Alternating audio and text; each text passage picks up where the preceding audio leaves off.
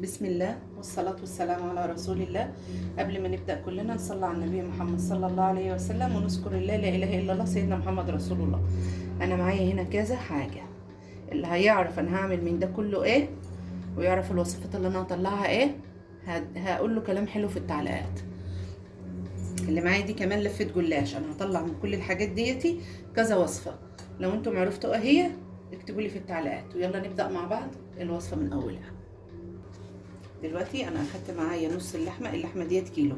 انا اخدت معايا هنا نص كيلو، وهبدا اضيف لنص كيلو حوالي بصلايه واحده، يعني وسط مبشوره، بعصر الميه اللي فيها خالص اهو، وببدا اضيفها. طبعا انا عارفه انا هضيف فيه بصل قد ايه، عشان كده انا فارمه البصل اللي انا محتاجاه كله مع بعضه اهو. ما كتريش في البصل علشان الكفته ما تفرطش منك. هجيب بقيه مقاديري وارجع معاكم تاني. دي ربع معلقه ملح، انا ما بكترش الملح للكفته علشان ما تبقاش حادقه. ودي معايا نص معلقه مرقه فوريه، مرقه لحمه فوريه، ونص معلقه صغيره فلفل. اخلطهم كلهم مع بعض واضربهم في الكبه وارجع معاكم تاني. بعد ما فرمت الكفته فرم حلو في قلب الكبه اهي وطلعت، طبعا لازم ادعكها برضو بايديا كده علشان اتاكد ان هي نعمت معايا. بعد كده هبدا اعملها، هجهزها كلها كور عشان اصبع على طول مره واحده. هجهزها معاكم اهوتي. انا معايا طبق تاني هنا اهو، هنقل فيه الكور اللي انا هصبعها زي ما حضراتكم كده شايفين هو واضح قدامكم.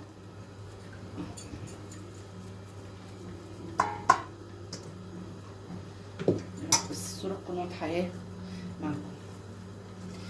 الكفته لو انت كترت لها البصل هتفك منك. طبعا ديت خلطه الحاتي اللي مفيش حد هيقول لكم عليها غير اموله. انا اخدلها من الحاتي نفسه.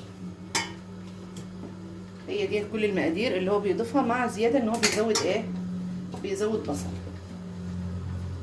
بس احنا طبعا بصل ما بنحبش احنا، يعني ان احنا نكتر بصل وكده علشان خاطر ولادنا. وزي ما انتوا اخدين بالكم معايا بقى، مركزين معايا واللي مركزين يا اموله وفاهمين انت بتقولي انا معايا هنا دول خله شيش طاووق 3 في بعض.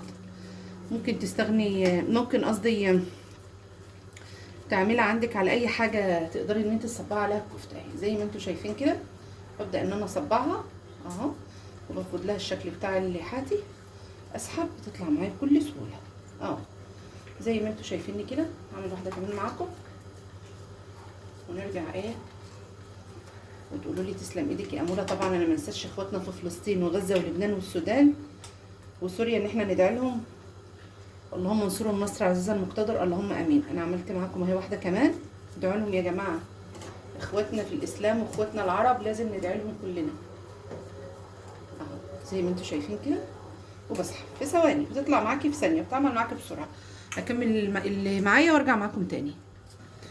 بعد ما خلصت الكفته اهيتي وصبعتها معاكم، هما طلعوا معايا 9 صوابع كفته. النص كيلو اللحمه بيعمل معانا بالظبط 9 صوابع. جربوها ومش هتندموا باذن الله. دلوقتي معايا حله على النار، هبدا اضيف فيها حوالي ربع فنجان زيت. ما كتريش الزيت، وهقوم ضايفه له البصل اللي كان معانا دلوقتي، ان احنا بقيت البصل اللي فرمناه هضيفه اشوحه بس تشويحه بسيطه واكمل معاكم تاني. على ما البصله هنا تبدا تاخد لون بسيط معايا، بدات اجهز هنا البصله بتاعه الرز. انا ضفت هنا بصلايه صغيره اهيتي، ضفتها بحبه زيت واسيبها لغايه ما تاخد لون معايا برده مع ديتي، ويبقى احنا شغالين في حاجتين مع بعض في وقت واحد. هكمل هرجع معاكم تاني. بعد ما البصل اخدت معانا لون خفيف قوي، مجرد ان هي دبلت بس واخدت لون خفيف، هبدا اضيف عليها اللحمه.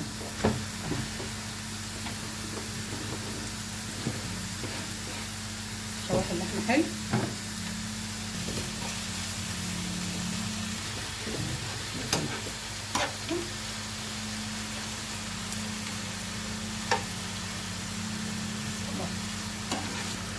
والبصل اخدت معانا هي لون خفيف، هبدا اضيف ليها الرز. ده رز بسمتي.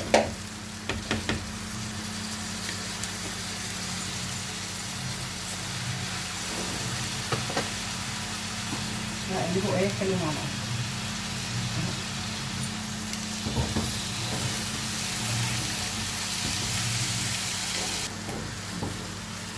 بعد ما اديت للرز تقليبه حلوه في البصله، هبدا اضيف له ايه دول طماطميتين مبشورين، هضيفهم عليه. وهبدا اضيف ايه الميه. اجهز بقى ايه حاجتي كلها جنبي. معايا ديتي معيار الرز البسمتي، كل كوبايتين رز بياخدوا 3 كوبايات ونص ميه. طبعا انا ما بعايرش، انا كله ايه اخده بالي منه بالنظر. هبدا اهو اقلبهم حلو مع بعض. ومعانا هنا في الناحيه الثانيه اللحمه بتنشف، بتستوي بقى وبتنشف من ميتها. لسه هضيف تاني بس شويه ميه كمان لان ايه ميته قليله. واجهز بهاراتي وحاجتي. هنا هنحط معلقه مرقه كبيره، هي معلقه مرقه صغيره هنضيفها في الرز. وهنا نص معلقه مرقه، نص معلقه فلفل، ونص معلقه فلفل، معلقه ملح شطه صغيره. وهنا برده ربع معلقه شطه. ما تكتريش في الشطه علشان ما تبقاش حراقه قوي ايه على ولادنا. معانا هنا 3/4 معلقه ملح صغيره. وهنا يعني برده 3/4 معلقه ملح صغيره. مفيش عندك كركم او بتحبيه بالكركم او ما بتحبوش، دوت لون زعفران بضيفه بدل الكركم، برضو بيدي نفس النتيجه وبيبقى طعمه جميل وبيبقى بتخليها حلوه. ومعايا هنا نص معلقه كاري بضيفها برضو على الرز. اقلب بقى الرز حلو اهو واسيبه بقى لغايه لما يتشرب معايا. ومعايا هنا اللحمه تعتبر خلصت خلاص اهي، برضو بقلبها حلو عشان بقى تاخد ملحها وبهاراتها وحاجتها. هشيل اللحمه وابدا اجهز بقيه الوصفه بتاعتي معاكم واسيب الرز يتشرب بقى براحته. معانا هنا الصينيه ضفت فيها ماده دهنيه، اي حاجه بقى اللي انت عايزاها بقى. عايزه تضيفي سمنه، عايزه تضيفي زيت، اللي يريحك. هبدا معايا هنا دي لفه الجلاشه اهي. هبدا اضيف اضيفها نصها من تحت. اجيبها بس كده نقلبها مع بعض اهي. اضيف نص اللفه من تحت. طبعا احنا معانا هنا الجنب ده خفيف، اضيف له جلاش الوضع ده. اي طبعا حتت معاكي مقطعه اضيفيها عادي في الصينيه من تحت. ومعايا اللحمه المفرومه، اهي اضيفها بقى في قلب الصينيه كلها بالجلاش اهو.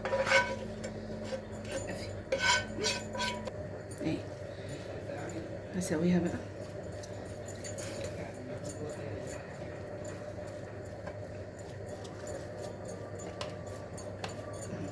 سويها حلو.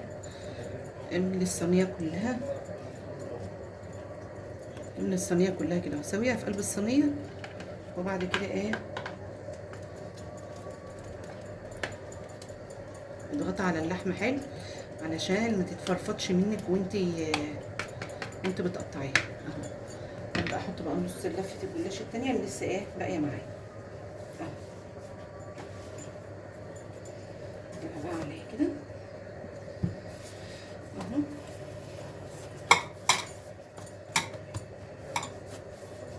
معايا هنا الطرف اللي هنا ده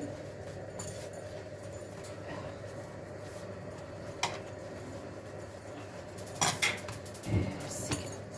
اقطعها وارجع معاكم تاني. معايا هنا بيضه. طبعا انا هسقيه قبل ما اقطعه. كوبايه لبن، مج لبن حلو كده اهو على البيضه. هقلبهم بس معايا هنا نص معلقه ملح. ممكن ما تبالغيش في الملح علشان عشان ما يحدقش منك، فدايما حافظه على الملح وانت بتحطي. نص معلقه فلفل او ربع معلقه فلفل كفايه ومعايا هنا برضو ربع معلقه مرقه فوريه. هقلبهم حلو اهو. بعد ما قلبتهم حلو مع بعض هضيفهم دلوقتي هنا على الجلاش اهو. اسقي الجلاش كله بيه اهو زي ما انتوا شايفين. هسيبه بقى لما يبوش بس دقيقتين 2 وهبدا اقطعه.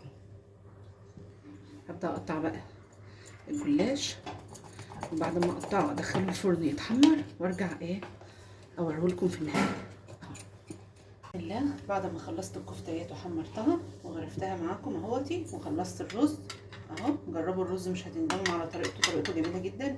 وادي الجلاش باللحمه المفرومه بعد ما خلص. حبيت بس اوريهم لكم اهو. شايفين ما شاء الله اللحمه ما بتفرطش في قلبه ولا اي حاجه، وطلع محمر وزي الفل وجميل زي ما انتم شايفين. جربوا الوصفه ومش هتندموا. دمتم في رعايه الله، استودعكم الله، مع الف سلامه.